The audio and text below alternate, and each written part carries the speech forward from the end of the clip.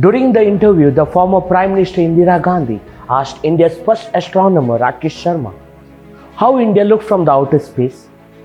He replied, "Sari jaan se acha," which means better than the whole world. A non-violent soldier of freedom covets nothing for himself. He fights only for the freedom of his nation. I believe that in the history of the world, there has not been more genuinely democratic struggle for freedom than ours, says the father of our nation, Mahatma Gandhi.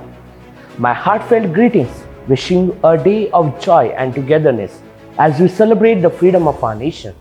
Happy 78th Independence Day to you, my dear citizens of India. It's a great honor to stand before you all and to share my outlook about Independence Day. The country which had the largest economy in the world, having control between the 1/3 and the 1/4 of the world's economy before the colonial rule. This is none other than our country, India. India got independence on 15th of August 1947. British East India Company devastated the India's economy by snatching 45 trillion, which estimates 45 lakh crore rupees. Economy was declined and people had to be illiterate and caused severe famines. After the long years of struggle, India received independence through the freedom fighters who laid down their lives for the nation and characterized a remarkable display of unity. People from diverse backgrounds, languages and regions came together under the leadership of Mahatma Gandhi, Subhash Chandra Bose, Jawaharlal Nehru and many other leaders. The aim of the unity was to transcend all the barriers of caste, creed, social status and religion.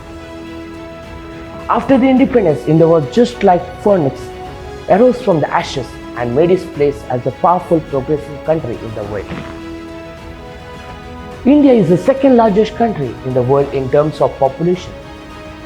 It has occupied 17% of the world's population and has become the 7th largest country in the world. India has 1.3 billion people, consists of 29 states, 7 union territories, 788 districts, 5,650 talukas, 6,40,000 villages, 1,652 spoken languages and 9 recognized religions. The first in the list of India's achievement was Constitution, which came into effect on January 26, 1950. It laid down the framework that marked out the creation of the political code, rights and duties of the citizens and the government. Our constitution merited the title of largest secular democratic country in the world. Revolutions made India to be the largest producer of jute and pulses, second largest producer of rice, wheat and sugarcane. Education played an important role in the part of the development of India. The Right to Education Act of 2010 affirms education should be the fundamental right of every student by providing free and compulsory elementary education to all. India has been progressing significantly in various science and technology. The Indian Space Research Organization ISRO was founded in 1969 on 15th of August. They launched the first satellite Aryabhata in 1975. In 2008, India set the world record of sending 10 satellites into the orbit by a single missile through PSLV C9. The first country to reach Mars at the first attempt through Mangalyaan. In 1954, India conducted the atomic energy program and became the first nation to do so. In 1974, India launched its Smiling Buddha nuclear test successfully and lifted its place in the 5 nuclear powered nation. India is holding 3rd, 4th and the 6th position in Air, Army and the Navy forces of the world. India is the first Asian country to develop the nuclear reactor called Apsara. India has marked the creation of railways in 1951 and has become the largest railway networks, over 7,000 stations in Asia. Sports have made India to be developed as a multidimensional sporting powerhouse. In Wilson Lionel Gorton Jones is the first Indian champion in the billiards after the independence. In cricket, 6 ICIC trophies, 11 Asia Cups in men's and women's category, 2 times in Asia Cup football, 9 times in South Asia Federation football championship, 5-time champion, including 31 medals in chess, 44 medals at the Olympics, including hockey, and many other medals in different sports. Recently, India has become the largest digital market, fastest growing startup ecosystem, and largest vaccine drive against COVID-19. We, the people of India, should have solemnly resolved to constitute India into sovereign, secular, socialist, democratic republic, and to secure all its citizens justice of economic, social, political, equality of status and opportunity, liberty of thoughts, expression, faith and worship, and also the promoting among them all fraternity to become the integrity of the nation and also assuring the dignity of the individual. This is the beautiful preamble of our Indian Constitution. But my dear brothers and sisters, how free are we? Freedom fighters died for the sake of unity. Was it not the worth? Yes, it was the worth for a few moments. The name democracy is lived as a title. We are not completely free. Every Indian should forget that he is a Rajput or a Sikh. He must always remember that he is an Indian, where he has every right in his country with certain duties. By common endeavor, we can raise the country to a new greatness, while lack of unity will expose us to a fresh calamities, says the Iron Man of India, Sardar Vallabhbhai Patel.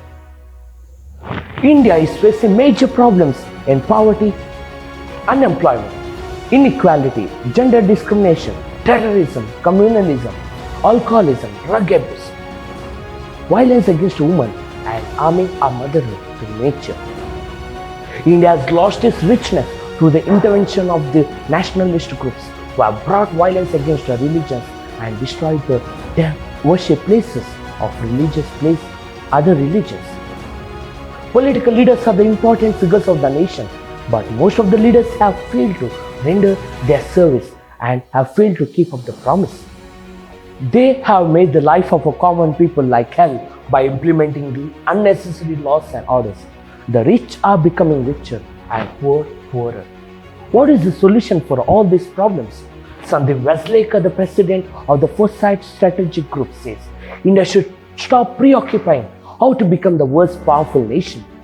Rather, it should focus on solving its biggest problems to become great and peaceful nation. He gives 5 ways. First, make politicians to live like the voters. Second, eliminate inequality. Third, give free run to innovation. Fourth, deploy technology to democratize education. Fifth, improve key relations with your neighbors. According to me, it can also be patriotism, which basically means service to the nation. Now, what comes to your mind when I say service to the nation? Probably you might be thinking about the Air Force or the Army or the Navy. But there are different forms of service where one can render to his country. For example, if you are a government employee, then you need to work properly without any corruption or the illegal activity. Then we can say that you are serving your nation. Or if you are a big businessman, instead of misusing the money, you can help the poor people around you and reduce the poverty of the nation, and you are serving your nation. But we are none of this. We religious are to become vigilant, proactive, social warriors who speak out and defend the voice of the voiceless. Patriotism brings unity. India was divided into caste, creed and race. That's the reason British could rule India for many years. They used the policy divide and rule. We suffered, we were oppressed, we were dying in our own nation, but still British rule. We always have been oppressed. We were being oppressed, we are being oppressed, we will be oppressed if we continue the same kind of hatred. But when we all are patriotic, when we all sing the same anthem, when we all salute the same Tiranga, then we have a common identity. The common identity of being a patriot, the common identity of being the part of the great nation, the common identity of being an Indian. All the freedom fighters from Netaji to Mahatma Gandhi wanted India to be united, not to be fragmented on the basis of religion.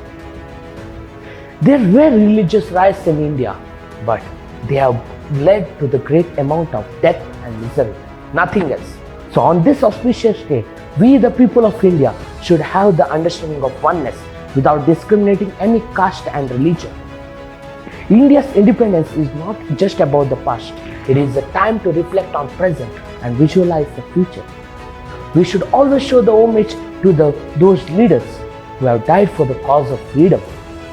As citizens, we bear the responsibility of upholding the principles of justice, fraternity, and also equality.